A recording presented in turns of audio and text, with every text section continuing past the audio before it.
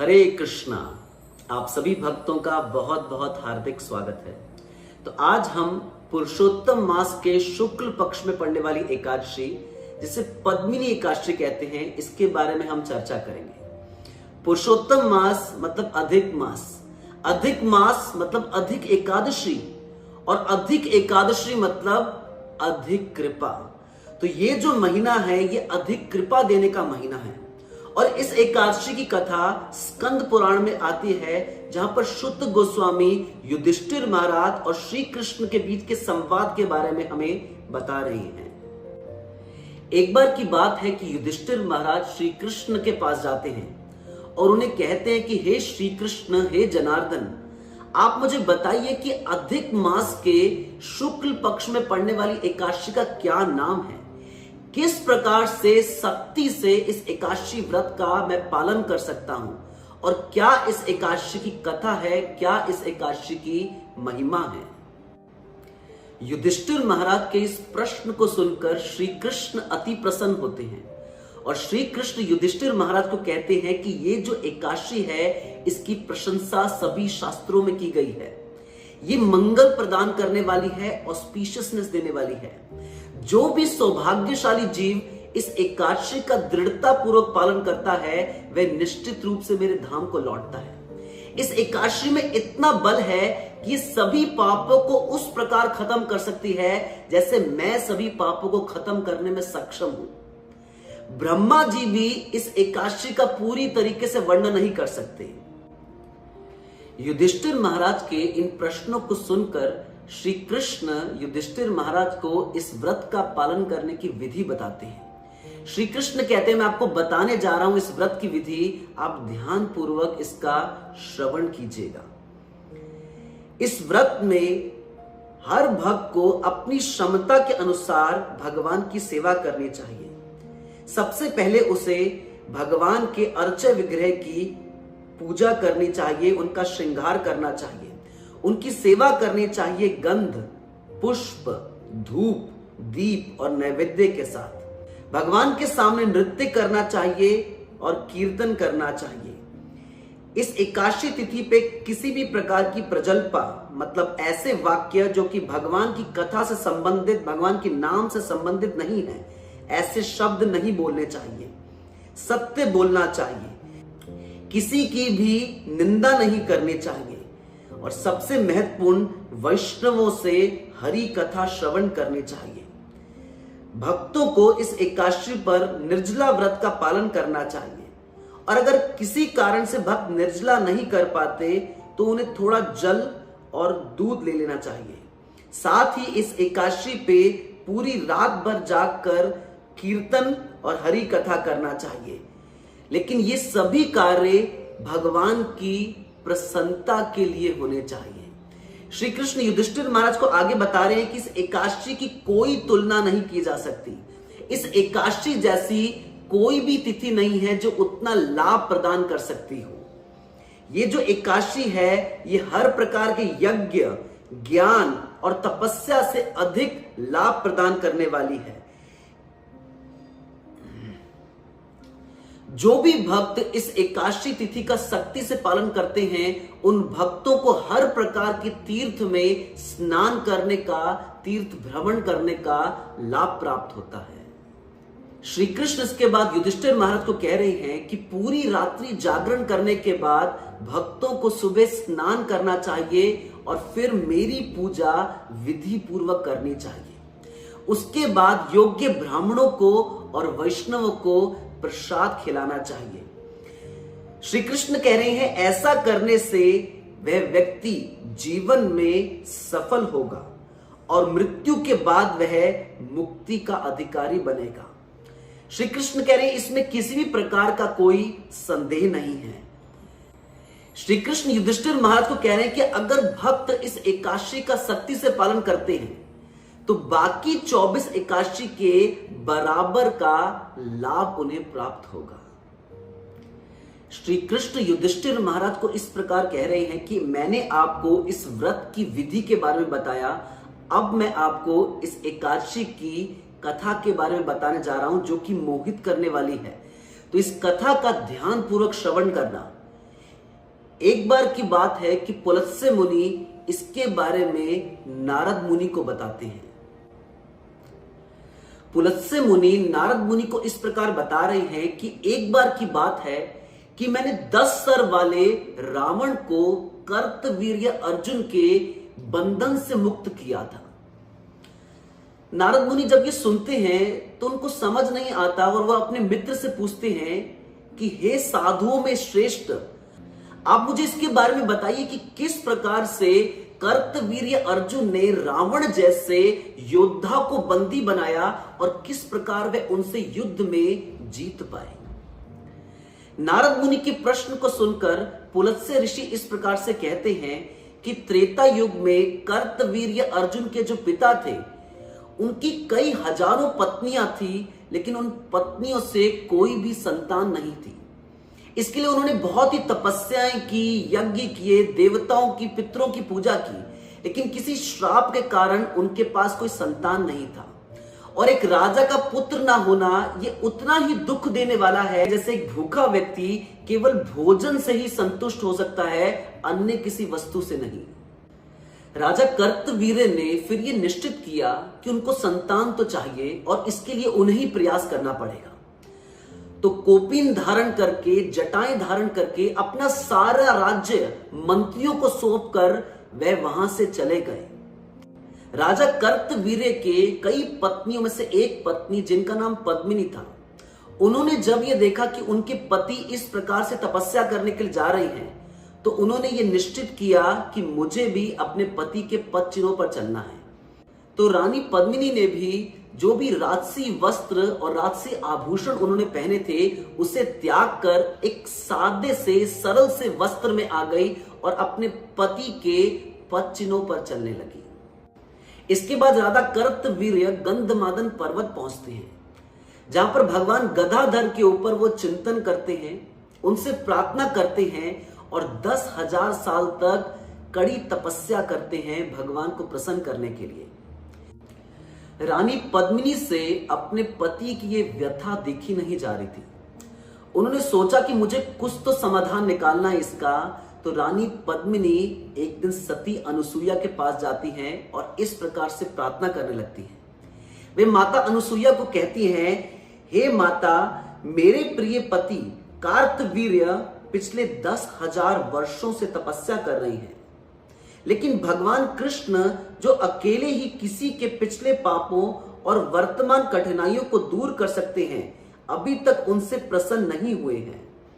हे परम भाग्यशाली, कृपया मुझे कोई ऐसा उपवास बताइए जिसे हम रख सके और इस प्रकार अपनी भक्ति से परमेश्वर को प्रसन्न कर सके, ताकि वह मुझे एक अच्छे पुत्र का आशीर्वाद दे जो बाद में सम्राट के रूप में दुनिया पर शासन करेगा। रानी पद्मिनी के इस निवेदन को सुनकर माता अनुसुईया इस प्रकार से कहती हैं, हे देवी, आमतौर पर एक वर्ष में 12 महीने होते हैं, लेकिन हर 32 महीने के बाद एक अतिरिक्त महीना जोड़ा जाता है और इस महीने के दौरान आने वाली 2 एकादशियों को पद्मिनी एकादशी और परमा एकादशी कहते हैं। वे क्रमशः शुक्ल पक्ष और कृष्ण पक्ष की द्वादशी पर आती हैं। इन दिनों व्रत करना चाहिए और रात्रि जागरण करना चाहिए। यदि आप ऐसा करते हैं तो भगवान श्री हरि आपको एक पुत्र का आशीर्वाद देंगे। पुलत्स्य मुनि नारद मुनि को यह कह रहे हैं कि इस प्रकार से माता अनुसुईया ने रानी पद्मिनी को इस एकादशी की महिमा के बारे में, इसकी विधि के बारे में बताया और रानी पद्मिनी ने पुत्र की कामना रखते हुए शक्ति के साथ तपस्या करते हुए इस एकादशी व्रत का निर्जला पालन किया और रात्रि भर जागरण किया और भगवान की प्रसन्नता के नृत्य किया। श्री कृष्ण रानी पद्मिनी की इस तपस्या से बहुत प्रसन्न होते हैं और रानी पद्मिनी के सामने प्रकट होते हैं गरुड़ के ऊपर बैठकर। श्री कृष्ण रानी पद्मिनी को कहते हैं कि मैं आपकी तपस्या से बहुत प्रसन्न हूं, जिस प्रकार से आपने अधिक मास की इस एकादशी व्रत का पालन किया है। आप मुझसे मांगिए, आप क्या वरदान चाहते हैं। भगवान को अपने समक्ष देखकर रानी पद्मिनी स्तुतियां करने लगती हैं, प्रार्थना करते लगती हैं श्री कृष्ण से। और रानी पद्मिनी ये इच्छा व्यक्त करती हैं कि मुझे बेनेडिक्शन में, वरदान में वो चाहिए जो कि मेरे पति की इच्छा है। और ये सुनकर श्री कृष्ण उन्हें कहते हैं, हे रानी, मैं तुमसे बहुत प्रसन्न हूं, क्योंकि इससे बढ़कर मेरे लिए कोई प्रिय महीना नहीं है। और इस महीने के दौरान आने वाली एकादशियां मुझे सभी एकादशियों में सबसे प्रिय हैं। तुमने मेरी भक्त अनुसुईया की आज्ञा का भली भांति पालन किया है, अतः मैं वही करूंगा जो तुम्हें प्रसन्न करेगा। आपको और आपके पति को मनचाहा पुत्र प्राप्त होगा। श्री कृष्ण जो कि सभी के दुखों को हरने वाले हैं, सभी को आनंद प्रदान करने वाले हैं, इसके बाद वह कर्तवीर्य को कहते हैं कि मैं आपकी पत्नी की तपस्या से बहुत प्रसन्न हूं। जिस प्रकार से उन्होंने मेरे लिए तपस्या किया है भक्ति पूर्वक तरीके से, उससे मुझे बहुत ही आनंद मिला है। आप मुझसे क्या वरदान चाहते हैं, वरदान मांगिए। ये सुन के राजा कर्तवीर्य आनंद से भाव विभोर हो जाते हैं और वे अपने पुत्र की कामना भगवान के सामने व्यक्त करते हैं। और श्री कृष्ण उनकी इस कामना को सुनकर उन्हें एक ही वाक्य कहते हैं कि जो भी आपकी इच्छा है, जो भी आपकी पत्नी की इच्छा है, वह अवश्य पूरी होगी और आपको एक पुत्र की प्राप्ति होगी। राजा कर्तवीर्य ने इस प्रकार से भगवान को कहा कि हे ब्रह्मांड के स्वामी, हे मधु दानव की हत्या करने वाले, कृपया मुझे एक ऐसा पुत्र प्रदान करें जिसे देवता, मनुष्य, सांप या राक्षस कभी नहीं जीत पाएंगे, लेकिन जिन्हें केवल आप ही हरा सकेंगे। राजा भगवान के द्वारा दिए गए इस वरदान से इतने प्रसन्न होते हैं कि अपनी पत्नी के साथ वापस अपने महल में लौट जाते हैं। कुछ ही समय के बाद उनकी पत्नी गर्भवती होती है और उनके घर में एक पुत्र होता है जिनका नाम होता है कर्तवीर्य अर्जुन। क्योंकि ये पुत्र भगवान के आशीर्वाद से प्राप्त हुआ है, पुरुषोत्तम मास की पद्मिनी एकादशी के व्रत पालन की वजह से हुआ है, इसलिए ये इतना बलवान होता है कि रावण भी उन्हें नहीं हरा पाते। ये कहने के बाद पुलस्त्य ऋषि प्रस्थान करते हैं। इस प्रकार से इस कथा को सुनाते हुए भगवान श्री कृष्ण युधिष्ठिर से अंत में इस प्रकार से कहते हैं, हे निष्पाप युधिष्ठिर, जैसा कि आपने मुझसे पूछा है, मैंने आपको इस विशेष एकादशी की शक्ति के बारे में बताया है। हे राजाओं में श्रेष्ठ, जो कोई भी इस व्रत का पालन करेगा वे निश्चय ही मेरे धाम को प्राप्त होगा। और इसी प्रकार यदि आप चाहते हैं कि आपकी सभी इच्छाएं पूरी हों, तो आपको भी इस व्रत का सख्ती से पालन करना चाहिए। श्री कृष्ण के इन वाक्यों को सुनकर जैसे ही पद्मिनी एकादशी आती है, युधिष्ठिर महाराज इस एकादशी का विधि पूर्वक और आनंद के साथ इसका पालन करते हैं। अंत में शुत गोस्वामी शौनक आदि ऋषियों से इस प्रकार से कहते हैं कि अब मैंने आपको पुरुषोत्तम मास के शुक्ल पक्ष में पड़ने वाली पद्मिनी एकादशी के बारे में बताया।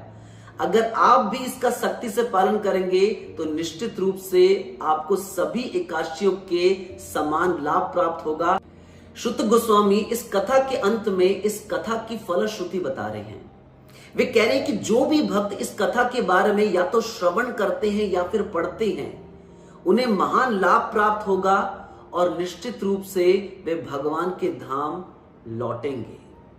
तो ये जो कथा है पुरुषोत्तम मास में पड़ने वाली एकादशी की, पद्मिनी एकादशी की, इस कथा में शुत गोस्वामी शौनक आदि ऋषि से कथा कर रहे हैं, जिसमें वे श्री कृष्ण और युधिष्ठिर महाराज की कथा के बारे में बता रहे हैं। जहां श्री कृष्ण युधिष्ठिर महाराज को पुलस्त्य ऋषि और नारद मुनि के बीच की वार्तालाप के बारे में बता रहे हैं, और पुलस्त्य ऋषि जहां पर कर्तवीर्य अर्जुन के बारे में बता रहे हैं, जिन्होंने रावण को भी बंदी बना लिया था क्योंकि उनकी माता पिता ने इस एकादशी व्रत का पालन किया था।